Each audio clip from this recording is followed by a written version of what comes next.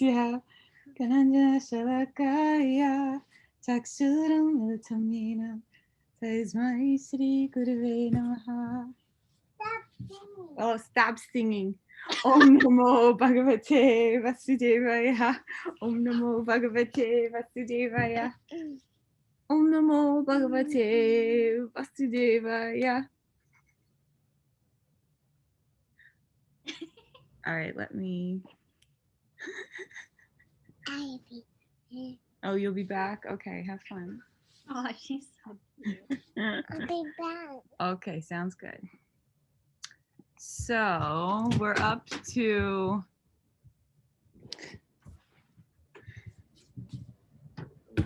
18, you said. Naivya Tasya Krintarto Nakritanheya Kashkyana Nakaskya Sarva Bhuteshu Kashirarta Vyaparshraya. A self realized man has no purpose to fulfill in the discharge of his prescribed duties, nor has he any reason not to perform such work, nor has he any need to depend on any other living being. A self realized man is no longer obliged to perform any prescribed duty, save and except activities in Krishna consciousness. Krishna consciousness is not an inactivity either, as will be explained in the following verses. A Krishna conscious man does not take shelter of any person, man, or demigod. Whatever he does in Krishna consciousness is sufficient in the discharge of his obligation. Tasmad asakata satatam karyam karma samakara asakato hi akaran karma param apnati purusha. Therefore, without being attached to the fruits of activities, one should act as a matter of duty. For by working without attachment, one attains the supreme. That's what the talk was about last night. The supreme is the personality of Godhead for the devotees and liberation for the impersonalist. A person, therefore, acting for Krishna or in Krishna consciousness under proper guidance and without attachment to the results of the work is certainly making progress toward the supreme goal of life. Arjuna is told that he should fight in the battle of Kurukshetra for the interest of Krishna because Krishna wanted him to fight. To be a good man or a non-violent man is a personal attachment, but to act on behalf of the Supreme is to act without attachment for the result. That is the perfect action of the highest degree. Oh, that's weird. I was just thinking of you, Micheline. Hi. Recommended by the Supreme Personality of Godhead, Sri Krishna. Vedic rituals like prescribed sacrifices are performed for purification of impious activities that were performed in the field of sense gratification. But action in Krishna consciousness is transcendental to the reactions of good or evil work. A Krishna conscious person has no attachment for the result, but acts on behalf of Krishna alone. He engages in all kinds of activities, but is completely non attached. Karma naivya hai samsitam astita janakitaya loka sangraham ivapi sampasyan kartam arhasi. Even kings like Janaka and others attain the perfectional stage by performance of prescribed duties. Therefore, just for the sake of educating people in general, you should perform your work. Kings like Janaka and others were all self realized souls. Consequently, they had no obligation to perform the prescribed duties in the Vedas. Nonetheless, they performed all their prescribed duties just to set examples for the people in general. Janaka was the father of Sita and the father in law of Lord Sri Rama. Being a great devotee of the Lord, he is transcendentally situated, but because he was the king of Mithila, a subdivision of Bihar province in India, he had to teach his subjects how to fight righteously in battle. He and his subjects fought to teach people in general that violence is also necessary in a situation where good arguments fail. Before the Battle of Kurukshetra, every effort was made to avoid the war, even by a supreme personality of Godhead, but the other party was determined to fight. So, for such a right cause, there is a necessity for fighting. Although one who is situated in Krishna consciousness may not have any interest in the world, he still works to teach the public how to live and how to act. Experienced persons in Krishna consciousness can act in a way that others will follow. And this is explained in the following verse.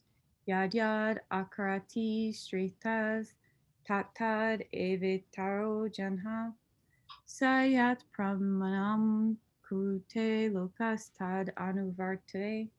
Whatever action is performed by a great man, common men follow in his footsteps, and whatever standards he sets by exemplary acts, all the world pursues. People in general always require a leader who can teach the public by practical behavior. A leader cannot teach the public to stop smoking if he himself smokes.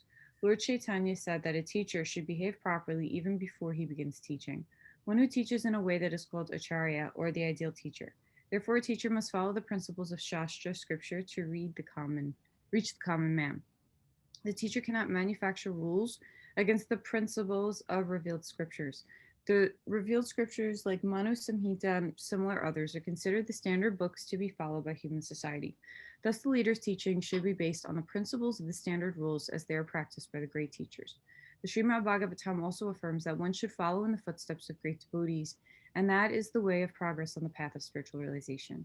The king or the executive head of state, the father, and the school teacher are all considered to be natural leaders of the innocent people in general. All such natural leaders have great responsibility to their dependents. Therefore, they must be conversant with standard books of moral and spiritual codes. Name parthasti kartavyam trisu lokeshu kinchana nanavaptam avaptamyam varta eva sakarmani. O son of Pritha, there is no work prescribed for me within all the three planetary systems, nor am I in want of anything, nor have I need to obtain anything, and yet I am engaged in work. The Supreme Personality of Godhead is described in the Vedic literatures as follows.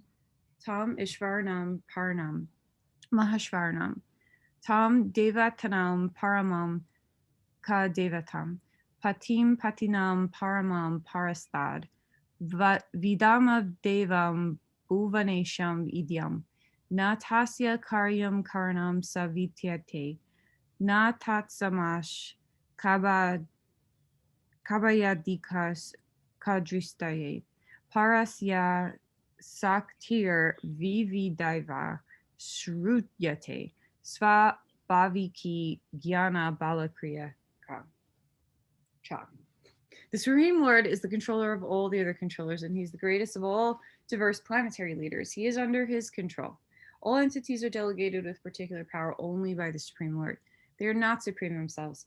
He is also worshipable by all the demigods and is the supreme director of all directors. Therefore, he is transcendental to all kinds of material leaders and controllers and is worshipable by all. There's no one greater than him, and he is the supreme cause of all causes. He does not possess bodily form like that of an ordinary living entity. There is no difference between his body and his soul. He is absolute. All his senses are transcendental. Any one of his senses can perform the action of the other sense. Therefore, no one is greater than him or equal to him. His potencies are multifarious, and thus his deeds are automatically performed as a natural sequence.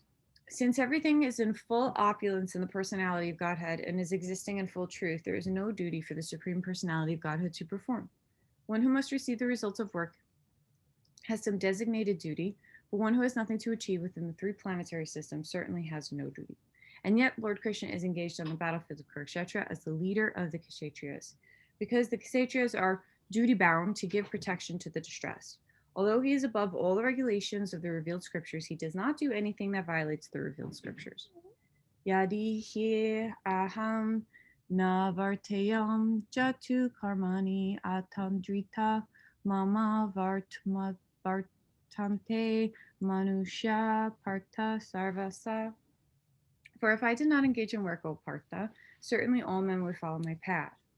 In order to keep the balance of social tranquility for progress in spiritual life, there are traditional family usages meant for every civilized man. Although such rules and regulations are for the conditioned souls and not Lord Krishna, because he is descended to establish the principles of religion, he followed the prescribed rules. Otherwise, common men would follow in his footsteps because he is the greatest authority. From the Srimad Bhagavatam, it is understood that Lord Krishna was performing all the religious duties at home and out of home as required as a householder. Utsi de yor ime loka nankuryam karma said aham sankharasya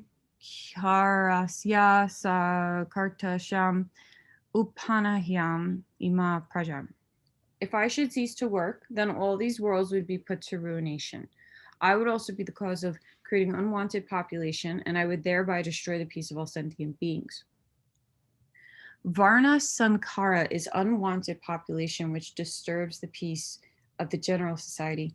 In order to check this social disturbance, there are prescribed rules and regulations by which the population can automatically become peaceful and organized for spiritual progress in life.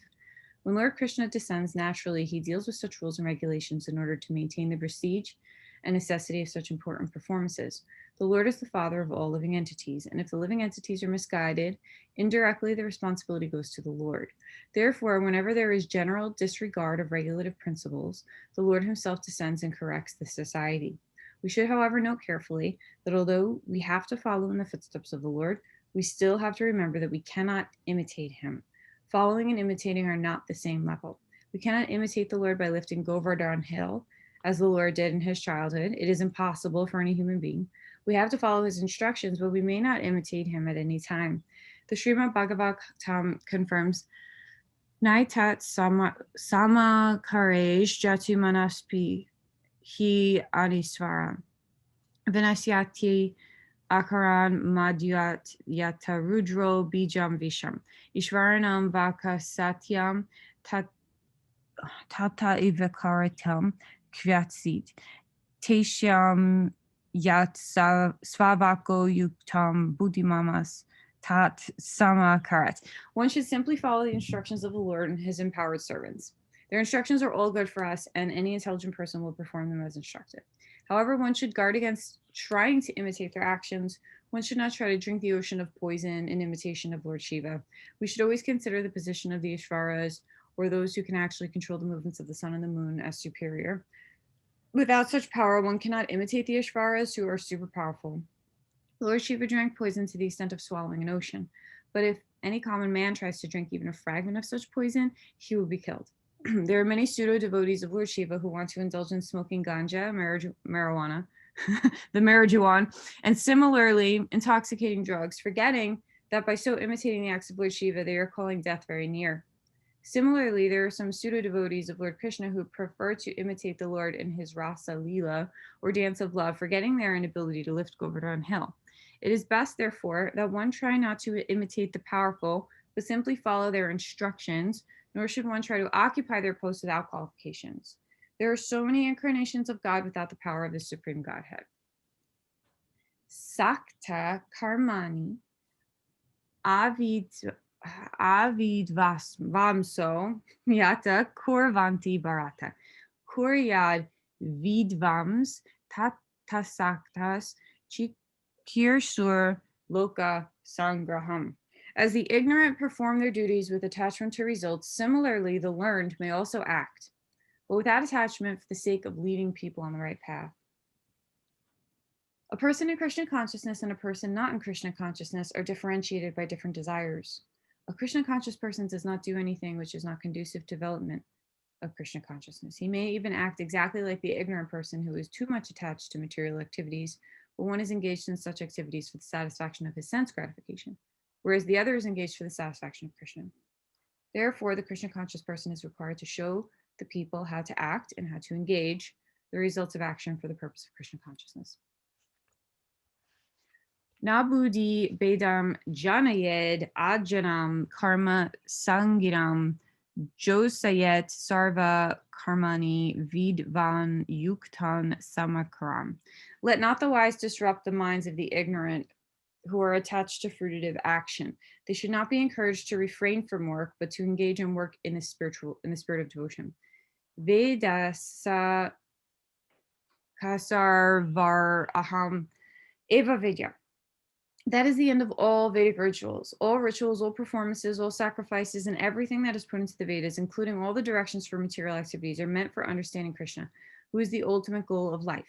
But because the conditioned souls do not know anything beyond sense gratification, they study the Vedas to that end. Though through sense regulations, however, one is gradually elevated to Krishna consciousness. Therefore, a realized soul in Krishna consciousness should not disturb others in their activities or understanding, but he should act by showing how the results of all work can be dedicated to the service of Krishna.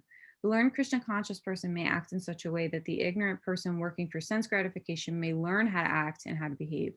Although the ignorant man is not to be disturbed in his activities, still, a slightly developed Krishna conscious person may directly be engaged in the service of the Lord without waiting for other Vedic formulas.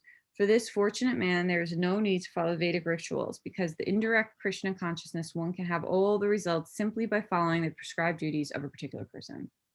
Should I end there and we can discuss?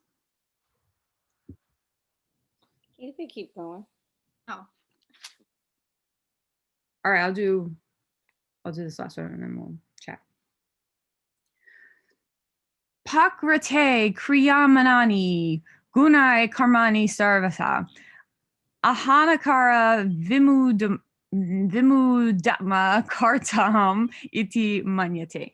The bewildered spirit soul, under the influence of the three modes of material nature, the gunas, thinks himself to be the doer of activities which are in actuality carried out by nature.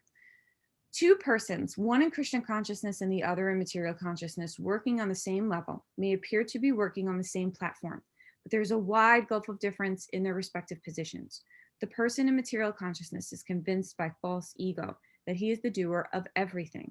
He does not know that the mechanism of the body is produced by material nature, which works under the supervision of the Supreme Lord. The materialistic person has no knowledge that ultimately he is under the control of Krishna. The person in false ego takes all credit for doing everything independently, and that is the symptom of nescience. He does not know that this gross and subtle body is the creation of material nature under the order of the Supreme Personality of Godhead, and as such, his bodily and mental activity should be engaged in the service of Krishna, in Krishna consciousness. The ignorant man forgets that the Supreme Personality of Godhead is known as Hirikshesha, or the master of the senses of the material body. For due to his long misuse of the senses and sense gratification, he is factually bewildered by the false ego, which makes him forget his eternal reality with Krishna.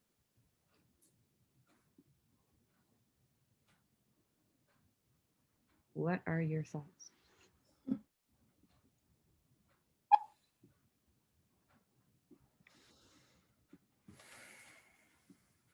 We have no thoughts today, huh? That's okay. That was a lot. yeah, I think it takes a minute for people to open up after reading. It'll come.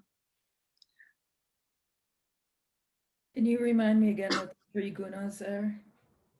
Sure, we have sattva, which is so according to this tradition, it's the mode of goodness, or anything that makes your body mind feel balanced, that you put into it, that you imbibe through the senses. The second is rajas, which is like impelling movement of matter. Right, so sattva is like lightness and matter. Rajas is the impelling movement of matter, or in this tradition, if it's personified, they call it in the mode of passion. And according to Ayurveda, it's anything that you imbibe through the senses that increases your energy, increases movement. The last one is tamas, which, its effect on matter is inertia or heaviness. In this tradition where it's personified, it's anything that's done in the mode of ignorance. And then in Ayurveda, it talks about anything that we imbibe through the senses that decreases our energy. Thank you. Mm-hmm. So, Domenic, I don't know if we ever discussed it, the gunas, while you were tuned into classes, but the yogis talk about how the material, so we have spirit, right? We have consciousness, which is eternal. And that's the nature of consciousness. It's blissful, it's eternal, and it's based in truth. It's forever. And then we also have the material. And the nature of the material is due to death, impermanence, and decay, right? Anything that's material is made out of matter. It always is changing forms, right? There's a start to it, a sustaining of it, and an ending to it. Now, matter is enlivened by consciousness. Like the matter of my mind body would not be animated if not for the consciousness, right? If somebody passes away, their body and all the stuff is still there, but it's no longer animated because the consciousness has left to go get another body. So this idea of consciousness organizes the matter. So what they're saying in this text is, at a certain level, our individual consciousness organizes it, but it's ignorant to think that we are the only one creating action, that there's this like bigger plan that we're a part of. That's the idea of like being in quote unquote Krishna, or like, the sort of like power of everythingness. So the gunas help us to the gunas are the like the way that energy is affected. Those are the three modes of material nature. If we can understand material nature and we know how it works, we won't get so confounded by it, right? It's not going to be surprising us again and again, like, oh, I have the house and I think it's going to be permanent forever, and then it burns down.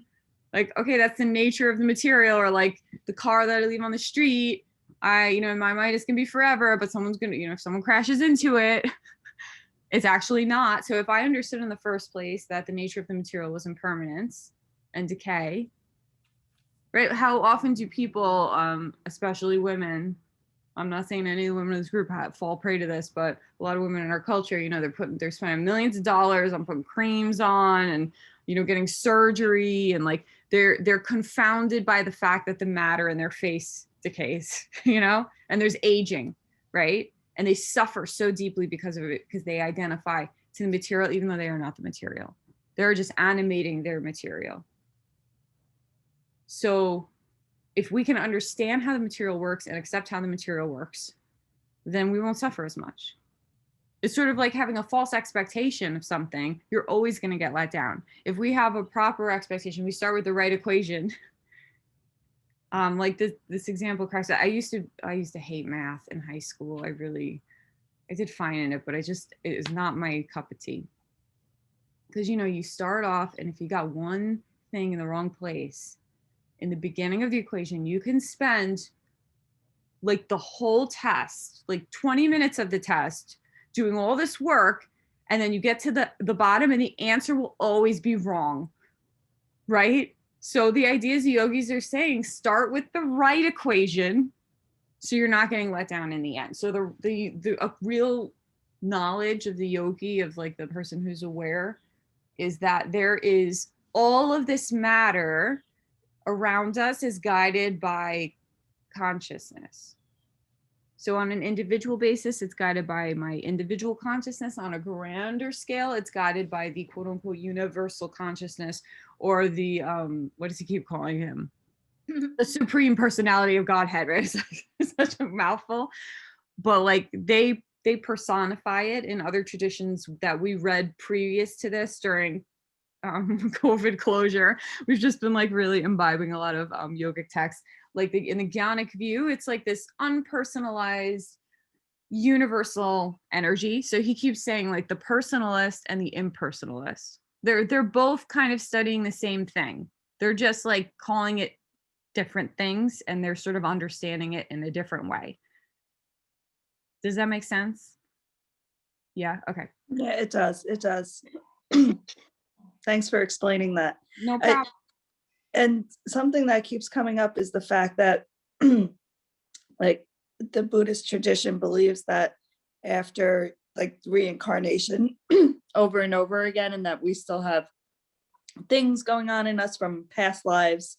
Mm-hmm. I was wondering, is that one of the only religions that believe in that? No, the yogis believe in reincarnation as well. Okay. I don't know about the Jew. I know that they took it out of the Bible. I was reading somewhere that it was in Alexandria. They like edited the Bible. Oh, interesting. Or something. I don't want to say things that are going to get me in trouble. I just read that on the internet, so who knows if it's true. Yeah. But yeah, in Hinduism and in Jainism, does anyone know if the Sikhs believe in reincarnation? I feel like they would. I don't know. I don't think so. I don't even know what the Sikhs are. I only thought the Indian culture believed it. Well, I mean, Buddhism and Hinduism are quite similar. Mm-hmm. They're just saying the same thing with different ideas. Like the Buddhists will say that it's nothingness, it's the void, and the yogis are saying it's everythingness. But like in deep meditation, they're kind of just explaining the same thing. And then you have chi. Is it chi or ki? Chi. Chi, which is prana. Like even if you look at the gods and goddesses, they're very similar. They just have different names. Like they do the same thing. They have they're holding things that are similar. They're goddesses, the pictures, they're always holding like a conch shell and like a spear. Right. So it's pretty similar. There was a lot of layover and influences with Buddhism and the yogis. So yeah, the yogis definitely believe in reincarnation as well.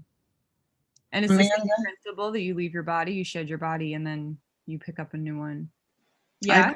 I believe Sikhs do believe in reincarnation from Right? there's What's a Rumi Sikh? because there's a family down the street from me and I've had conversations with the mom.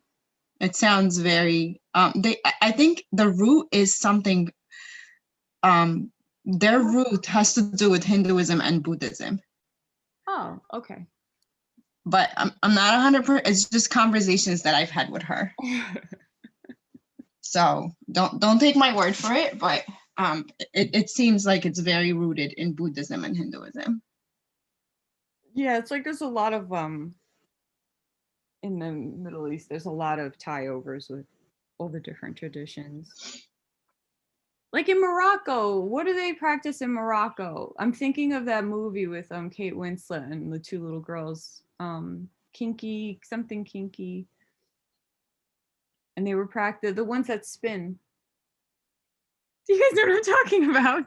No. I've been there and I was in 2 different temples and I'm totally blanking out.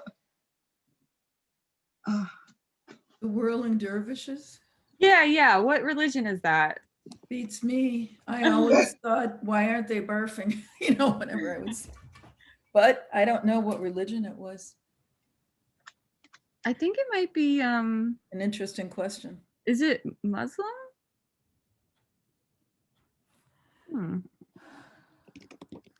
Maybe. That would make sense for that part of the world. Sufis. Sufis, that's it, Sufis. Yes. Yeah, let's hear it for Google. Yeah, Muslims don't believe in reincarnation. But I think Sufis do.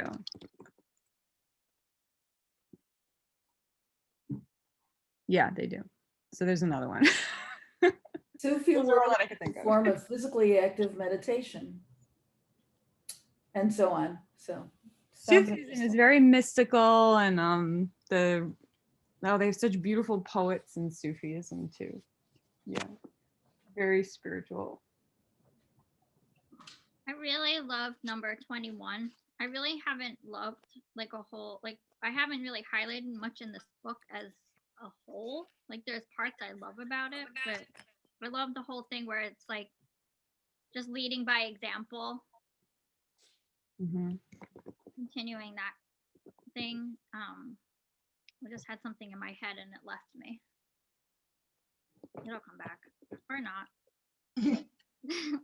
That verse is a reminder of to me when you were reading that the such an important reminder of not judging just because you think you're like, oh, I've managed to get out of this hole of doing this and that, and not looking at anyone from a point where you think you're okay judging anyone ever. Yeah, we've been talking a lot about judging, I think, in this book. I feel like Yeah, judging people. At least for me, it's a practice every day. I do have a question, I guess. Just more like a personal thing. So I feel like this happened a lot in the Hatha Pradipika too, where it's like, don't share what you're doing. Like, just do it. Like, don't brag about it. But on the other hand, I feel like it inspires other people. Like, I don't need to like sit on Facebook every day and be like, I meditate every day for 20 minutes every day. But like, even with my planking, like I tell people that, and then they start planking every day. Like, I'm not bragging to them. I don't know if it's that. Spread the joy. What? You So have like to spread the joy. yeah, spread the joy. So It's like like it's the energy okay to, behind it, Pam. what? It's the energy behind That's it. what I was thinking. So like if it's okay to like tell people that you're doing stuff, because then I'm like, because sometimes I take things really literally, and I'll be like, oh, I shouldn't tell anyone. The book is telling me not to tell, but I'm like, I don't. That doesn't feel right to me. I mean, you're not telling anyone about the psychic powers you're gaining. Yeah, no, I don't need to. So you're going to be telling people, you know, if they ask, it's like, I think what he means is like, don't go to your brother and your brother try to force him Oh yeah, no, because you think you're better, right? That's not what you're doing. no. You're just saying, wow, I feel so good. I did this physical thing and it makes me feel great. And And I'm then other letting them people are like, have oh, their I own want to feel great. experience. What? And then other people are like, oh, I want to feel great. Yeah, that's okay. That makes me. I get it. I keep needing that reminder. Every time I hear that, I'm like, should I be sharing it or not? No, it's about the intention of Yeah. your behavior. It was like last night what we were talking about. Like, are you doing it because you want some kind of fame, name, money? Like, or are you doing it I want people to feel better. right? And they're gonna feel better on their own time for sure. Yeah. But like you're living through example, which is like what the book is saying. If you're Yeah. living through, like, I mean, these people would be like, you know, going down the street chanting. It was a big spectacle. It's not like they were, you know, that's the whole thing with Lord Sri Chaitanya. Like they were kind of doing it secretly and nobody was allowed to get the Maha Mantra. And he felt like everyone should have access to it. So they were singing it in the streets. Well, yeah. So that's kind. Remember when you were talking about your grandmother's recipes, and I was getting so angry that they Oh, weren't yeah. sharing their secrets. Like that's what I feel like, and it's like I'm not telling people that they should do it. I'm telling them what I'm doing. So Right. I'm always very conscious of like, well, this is what I do. You're welcome to do it yourself or whatever version, but this is what works for me. So I guess that's what the difference is. So my husband has been telling where this is what I'm working on recently in relationship. I don't know. Because I'm an advice giver, man. Like if you got a problem, I'm gonna give you 90 things that you could do to fix your problem. I can't like stop myself because I have so much information in my head, right? So he's like, you know, that upsets some people. He read something somewhere that if someone's upset and they come to you, you should ask them, do you want advice or to vent? And he said, and that would eliminate a lot of problems in relationships. So I've been working with that recently. I found myself doing, my friend texted me like a question. I think she was just like looking for someone to relate to. And I was just like, you can do this, you could do that, you could do this, you could do that. And I was like, oh, I'm going to pull back. I'm sorry. Did you just want to vent? She's like, yeah, I kind of just wanted to vent. I hear that. I feel the same way. A big thing for me is listening to listen and not listening to reply. Right. Because my brain will start calculating how can I be most helpful to this person, and Yeah, really listening is to be most helpful. Because I'm like, I have all these resources, I can help you, but I'm like, no, I can't. I'm not like, you just want to like vent. And that's why whenever I text somebody now, like Amanda, you've been on the receiving end of this. I'm like, I'm here if you just want to vent. I will do my best to stay quiet and just listen. Well, that was good, like in that training we did. I won't speak to who was giving the training, but with the trauma informed, he was saying like, are you helping or are you judging that you think you know what the other person needs? Yes. Like the other person knows what they need for themselves. Are you giving them the space to arrive at that on their own? So that's a struggle. That's a struggle. 'Cause that's not how I grew up in my household. Everyone's very aggressive. Yeah, we got to untie that. Yeah.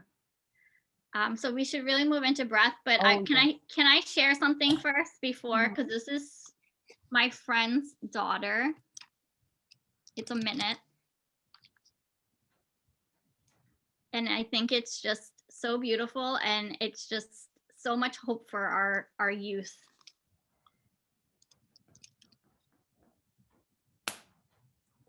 Where is it?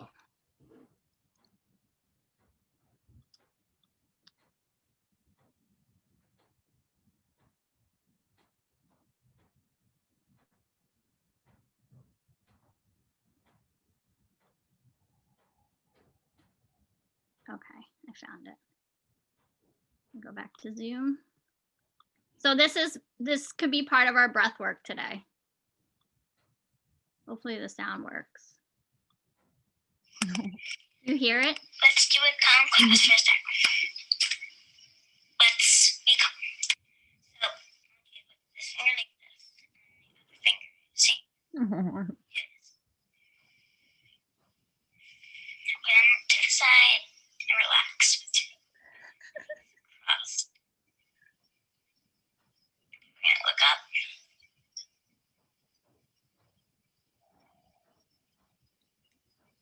Keep going.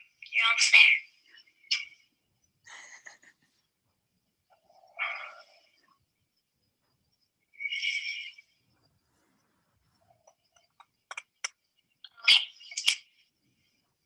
Bye-bye. That makes me want to cry from joy. Yeah, that's so sweet. Isn't that the sweetest? She sent that to her grandmother, Oh, and then her grandmother shared it on Facebook. So cute. I feel like it's just so beautiful. All the bad stuff we see. We see these things. Yeah, All right, so now we can move into breath. Amanda, do you want to lead us? Are you good to lead us? Or you can lead us, Pam. I like when you lead us. oh, I didn't bring my blocks in here. All right, that's okay. So just sitting up nice and tall, finding that straight spine. Feeling that calm that Ava just brought us. Maybe you do bring your pointer and thumb to touch.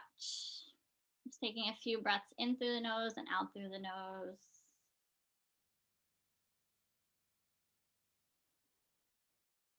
I'm going to take a few rounds of alternate nostril breathing.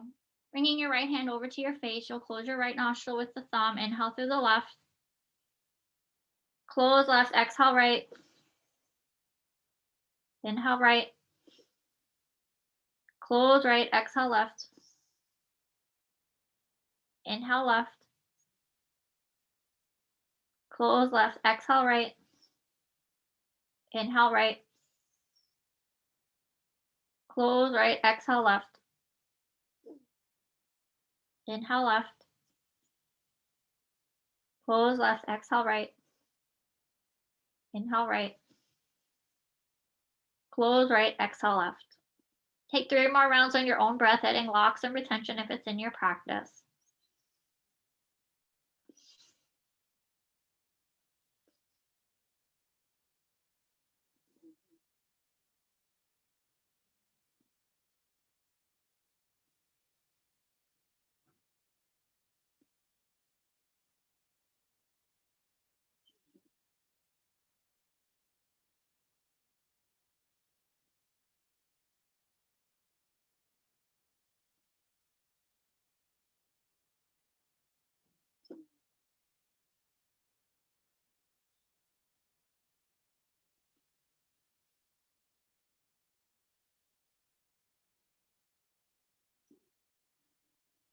When you feel like you're done, you'll exhale out through the left nostril. You can continue on with alternate nostril if you want to join me for your 3 rounds of bumblebee breath, or just drop right into your meditation. If you're joining me from Brahmari breath, you'll take your thumb and close over your ears and your peace fingers to close your eyes.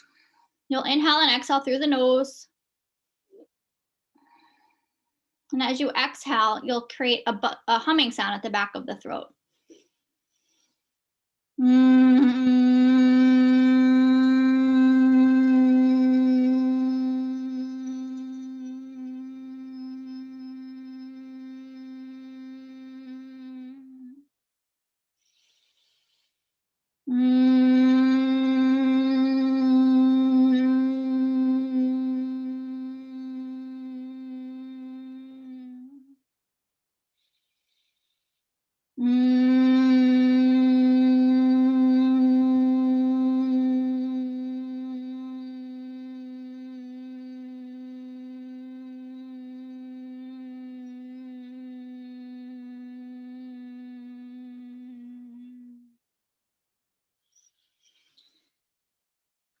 Gonna set the timer for 20 minutes. You'll join us when ready.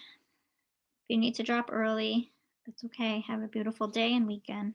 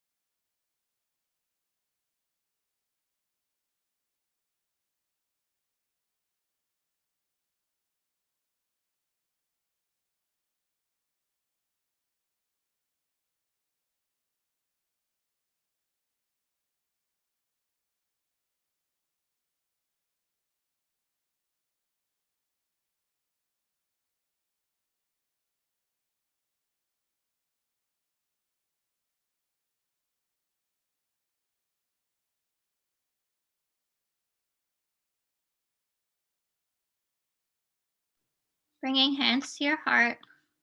Namaste. Namaste.